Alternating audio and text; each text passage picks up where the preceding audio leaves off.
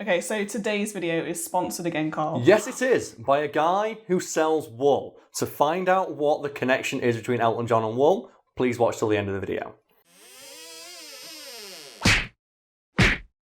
Elton John has enjoyed an illustrious, almost half-century long career filled with multi-platinum selling albums and sell-out concert tours. An oft-overlooked aspect of Elton John's career, though, is his long-standing feud with the singer-songwriter Rod Stewart, which culminated in Elton John hiring a sniper to take out a balloon with Rod Stewart's face on it.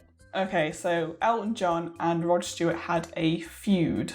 They have a feud. They still, to this day, have a big feud. And Nisha, as you are far away at the moment, due to, just what's happening right now, you can't see that I'm doing big quotes when I say that. So this is a friendly rivalry between the two.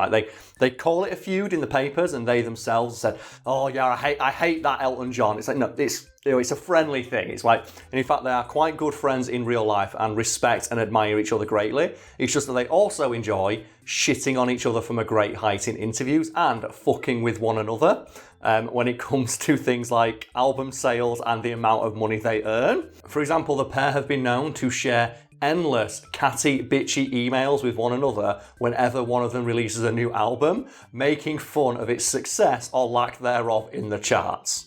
It kind of reminds me of the feud between Jim and Dwight on The Office, yeah. Although their feud is more hostile. But by the end of it, it's revealed that they do have a begrudging respect for one another, and there's even that great scene where they go to a sales call together, and fine, and it shows that they work together very, very well. I appreciate what you guys are saying, but it makes more fiscal sense to go with one of the big guys. Sure, that's true. We can't compete with their prices. But let me ask you something. How important to you is customer service? But it is shown that Jim just really enjoys fucking with Dwight, and Dwight, in turn, seems to relish the opportunities to try and get one over on Jim. And that comparison is actually not that far off, because Elton John and Rod Stewart have played many pranks on each other over the years, which we'll get to in a moment. But first, I have to talk about these emails. Okay, Karl, so what is it about these emails? Well, the thing about these emails is that in addition to being just really catty and petty for these multi-millionaire singer-songwriters who are in their 60s or 70s at this point, is the fact that they always sign off with their pet names for one another, Sharon and Phyllis. And for the curious, Rod Stewart is Phyllis and Elton John is Sharon. And there's just something about the idea of Elton John, Sir Elton John, just sending an email like, get wrecked, your album sucks, Rod, signed Sharon. Get wrecked. I can imagine Elton John saying, get wrecked. Apparently it's a really, really just down-to-earth guy in real life, which contrasts quite starkly with his flamboyant on-stage personality. For example, there's a great story told by Elton John about when he was taking his godsons to the movies. And because Elton John is a big dick celebrity, his godsons are David Beckham's children. And he talks about how when he was in the car, the kids were asking him, Elton, don't you write songs? He's like, a little bit, yeah. What's something you've written? He went, well, I wrote Lion King. He went, oh, cool, sing it for us. So he had to sing the Lion King soundtrack for the kids, and I don't like it. It's like, oh, damn it. Yeah, kids don't give a shit. It's like, do it. Do it for us. Just sing us a song. Oh, we don't like that one, sing another one. And in regards to Rod Stewart, we've talked on the channel before that despite the fact he is a hugely successful musician who could do anything he wants, his favourite hobby is playing with model trains. The thing is, I get it, but the one problem I have with model railway sets is they never put a loop-the-loop in.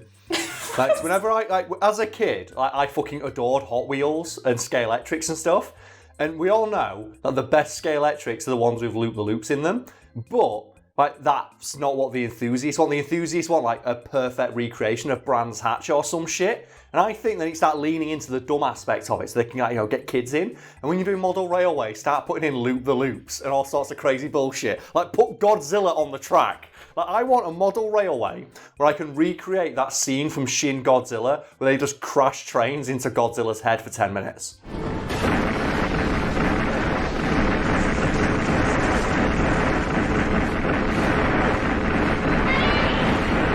Bringing it back to Elton and Rod. Yes. You mentioned that they like to prank each other a lot. Yes, and they're fiercely competitive, particularly around the number of albums that they sell and the money that they make. Something that partly inspired Rod Stewart to move away from the UK to a tax haven, which prompted Elton John to call him up, call him a traitor down the phone, and then play Pomp and Circumstance down the receiver at absolute max volume until he hung up. And there's just something about the idea of Elton John calling you up to call you a fucking traitor. That's as close as you're going to get to the Queen calling you a bitch. It's like, oh man. Can you imagine? It's like British royalty just calling you a bellend, man. You don't need that. Keep in mind as well, he was best friends with Princess Diana. Oh yeah. And all that shit. He hobnobs with royalty on the reg. But at the same time, he's also going to Rod Stewart and going, "You's a bitch. That's what you got. You a traitor." Okay, so what's this about them being competitive over money? Yeah, because they frequently compare the amount of money they've made from album sales and things like that. And one of the ways they like to compete with money is by trying to one-up each other with gift giving. But it doesn't always go well. For example, there's a story told by Rod Stewart where he spent weeks looking for the perfect gift for Elton John. It's like, what do you get Elton John? Like, Elton John can buy anything he wants. The fuck am I going to get him? And Rod Stewart says he spent ages looking until he found what he thought was the perfect gift, and it was a novelty fridge that dispensed champagne while putting out a cloud of pink mist. So your champagne rose from the top of the fridge like a tiny gay Darth Vader. Oh, shit. And Rod Stewart's like, that is the perfect gift for Elton John. It's so Elton. So he wrapped it up and sent it to him.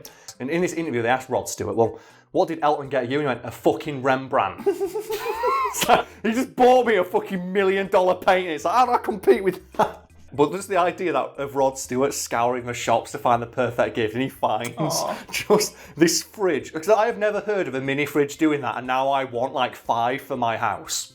I want every time I'm making a cup of tea and I want the milk to rise up like Freddie Mercury so I can pour that shit in. It sounds awesome. And then Elton John, and when they asked him about this magical, awesome fridge, he's like, yeah, Rod got me an ice bucket. It's like, it wasn't an ice bucket, it was a fridge. And Rod Stewart was really upset about it. And my other favourite example of gift dick measuring and or dunking by Rod Stewart and Elton John is when Elton John had an interview in a paper and revealed that he had started to go bald. And Rod Stewart, who famously still has all of his hair, sent him a full-sized hairdresser's hairdryer thing, the ones that go over your head, with a note saying you'll have to provide your own hair. It's just fuck you. And then there was another one where Rod Stewart was getting married again, and Elton John sent him a £10 gift voucher for Woolworths. Okay, so what is this about the sniper? Well, your comparison earlier of Elton John and Rod Stewart being like Jim and Dwight from The Office is not far off, because for one of his tours, Rod Stewart had a balloon with his own face on it put above the venue, which Elton John just found annoying. So he called up a sharpshooter who went down to the venue and sniped the balloon out of the air. And you know this was expensive because Rod Stewart got really mad about it and reportedly called up Elton John saying, it's only been up for 30 minutes, you fucking bastard. Oh my god. But don't worry though, folks at home, because Rod Stewart got his revenge because a couple of months later, Elton John was on tour and had a massive billboard put up advertising the fact. Less than 20 minutes after that billboard went up, someone cut it down. Rod Stewart is rumoured to have been involved. And we can end on the story I think sums up the friendliness of their rivalry. And it's when Rod Stewart was performing in Vegas and his tour was the Blondes Have More Fun tour. And Elton John happened to be touring at the time, and one of his stops was just across the road from where Rod was performing. So he had a massive billboard constructed for that one show that simply read, but brunettes make more money. It's just, yes! That's the kind of shit you need. So Karl, this video was sponsored. Yes, it was by woolchambers.com, who fans of the channel may recognise as someone who sponsored us before. And at the start of this video, I mentioned that there is a connective thread between Elton John and Wool. There isn't. There is no connective thread. As it turns out, the last sponsorship Wool Chambers did on the channel was so successful, the guy who owns it, John, emailed me and said, I will pay you the same amount again to talk about whatever the fuck you want. You can mention, as long as you say Wool Chambers, I don't give a shit. And you know what? That's a fucking baller-ass move. Almost as baller as what Elton John and Rod Stewart are doing. So Nisha, just thoughts on that? Yeah, that's really cool. I mean, I'm happy to hear that his business has done well because of the sponsor. Yeah, So that's really nice. So what I will do in the time between when this video has been recorded and when it's edited and goes live is contact John and get some information from him about like how the sponsorship impacted his business, and we'll put that in a fact bar below for people who are interested. But the short version is that first sponsorship he did on this channel was partly a joke just to see what would happen. And within a day of it going live, he'd already made all his money back. That's insane. So shout outs to the people who watched that video and went and bought some wool. So you should probably talk about what the wool chambers does. They sell wool. If there's an animal out there that produces wool and you want to get it and make some socks out of it, you can do that shit. But as usual, some housekeeping. I've actually forgotten how much money John promised to pay for this sponsorship. So again, that'll be in a fact bar below. But that money will be split evenly between the editors as a bonus for them, supporting the channel for as long as they have. As mentioned, John has had no influence on the content we're talking about. All he wanted is for us to mention that it was sponsored by his website and encourage people to check it out if they want to buy some wool. So you can do that below. And if you purchase some wool from his store, use the words big wangers somewhere in your order so that he knows that you were directed to his website via this sponsorship plug. And what a fucking baller move that is. So I'm going to give you money to talk about wool. And I mentioned in the initial sponsorship plug we did that I hope this works out because I adore the idea that our first recurring sponsorship will be for a website that sells wool because it's so specific a thing. I love it. And it's just been really nice to sporadically hear from John about the success he's enjoyed since the sponsorship. I think he's taken on like a part-time worker to help him fulfill the orders. And you know what? I'm going to feel good about that because I tangentially helped create a job by talking about fucking sheep. Also, I forgot to mention this. John went out of his way to get some wool from the North Ronalds A sheep. Do you know the thing we mentioned in the last sponsorship plug? Yeah. He got some of that, so you can go buy some of that special wool. Oh my god, that's specifically amazing. because we mentioned it. So you can make socks out of the sheep that seasons itself. You never think to describe socks as smelling meaty, do you? Gamey, meaty socks. Wear that shit to the gym, you'll walk out smelling like lamb. Oh. So I want my feet to smell like a kebab constantly, let's go. But yeah, for anyone out there who's remotely interested in buying some wool and supporting an independent business owner who evidently is very good at business because he managed to turn his initial sponsorship and make 5 times his money back.